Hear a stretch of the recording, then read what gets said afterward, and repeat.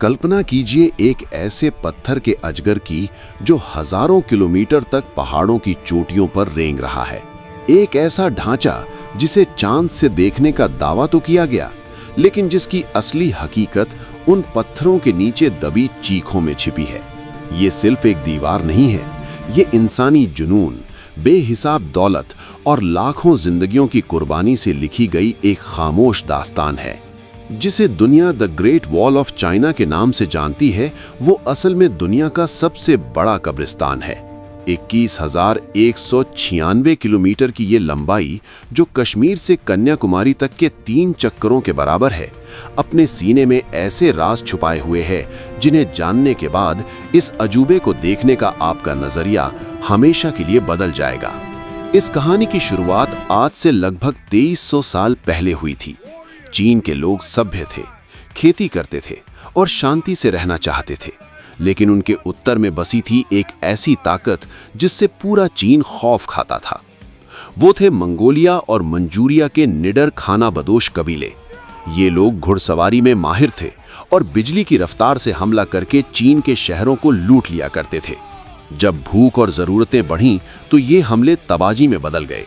इसी तबाही को रोकने के लिए चीन के पहले सम्राट चिन शी हुआंग ने एक ऐसा फैसला लिया जिसने इतिहास का रुख मोड़ दिया। उन्होंने अलग अलग राज्यों की बिखरी हुई छोटी दीवारों को जोड़कर एक विशाल रक्षा कवच बनाने का आदेश दिया। लेकिन क्या आप जानते हैं कि इस दीवार को खड़ा करने के लिए जिस मसाले का इस्तेमाल हुआ वो आज के सीमेंट से कहीं ज्यादा ताकतवर था। उस दौर में सीमेंट नहीं था, फिर भी ये दीवारें सदियों से सीना ताने खड़ी हैं। राज छिपा था चीन के रसोई घरों में। इंजीनियरों ने ईंटों को जोड़ने के लिए चूने के साथ उबले हुए चावल के पानी यानी राइस पेस्ट का इस्तेमाल किया था। इसी चिपचिपे मिश्रण ने ईंटों को इतनी मजबूती से जकड़ा कि आज हजारों साल बाद भी उन्हें अलग करना नामुमकिन है। लेकिन इस मजबूती की कीमत पत्थरों ने नहीं, इंसानों ने चुकाई थी। इस महापरियोजना को पूरा करने के लिए सम्राटों ने अपनी पूरी ताकत झोंक दी। करीब 20 लाख मजदूरों को इस काम में लगाया गया, जिनमें आम नागरिक, सिपाही और जेल में बंद कैदी शामिल थे। इन मजदूरों के लिए ये काम किसी मौत की सजा से कम नहीं था। पहाड़ियों की वो ऊंचाइयां जहां आज भी ऑक्सीजन कम महसूस होती है, वहां ये मजदूर अपनी पीठ पर भारी ईंटें लाद कर चढ़ते थे।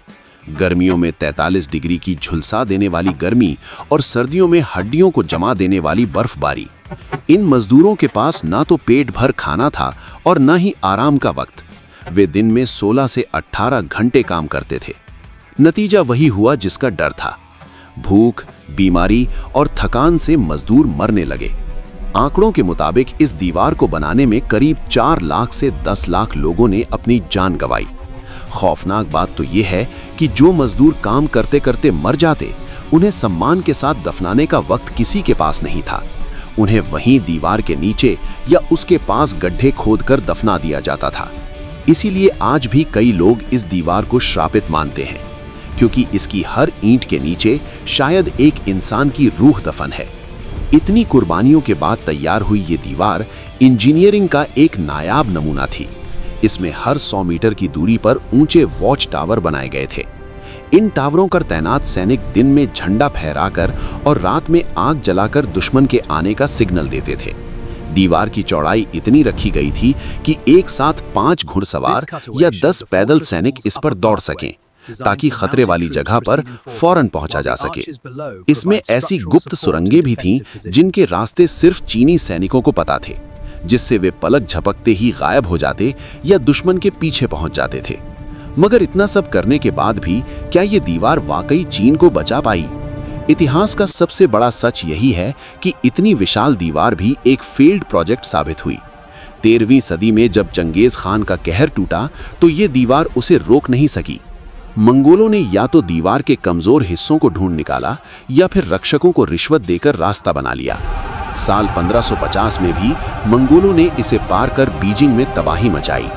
और सबसे बड़ा तख्ता पलट तब हुआ जब 1644 में मांचू लड़ाकों ने इस दीवार को लांघकर मिंग राजवंश का खात्मा कर दिया। जिस दुश्मन को दूर रखने के लिए सदियों तक खून बहाया गया, वही आखिरकार इस दीवार को पार कर चीन का भाग्य विधाता बन गया। आज जब हम इस दीवार की भव्यता को देखते हैं तो हमें दिखाई देते हैं खूबसूरत नज़ारे और इंजीनियरिंग का चमत्कार। लेकिन अगर आप ध्यान से उन पुरानी ईंटों को छुएंगे तो आपको महसूस होगा कि ये सिर्फ पत्थर नहीं है, ये गवाह हैं उस दौर के जब एक साम्राज्य ने अपनी सुरक्षा के लिए अपनी ही जनता का खून पानी की तरह बहा दिया था। कई राजवंश इसे बनाते बनाते कंगाल हो गए और अंत में ये दीवार सिर्फ एक बेजान लकीर बनकर रह गई। आज ये यूनेस्को की धरोहर है।